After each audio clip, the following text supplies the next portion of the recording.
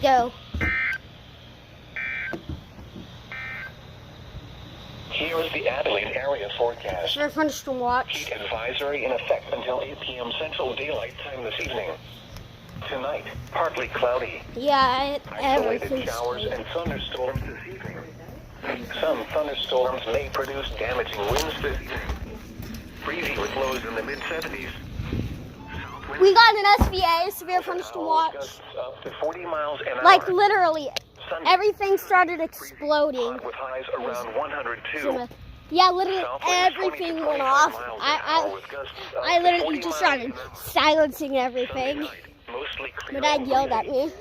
And it sounded up like, gee, that scared the hell out of 20 me. to 25 miles an hour with gusts up to 40 miles an hour.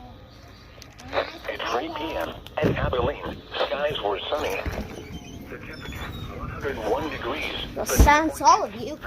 Relative This will humidity keep on 20%. happening. I can't. The wind was out at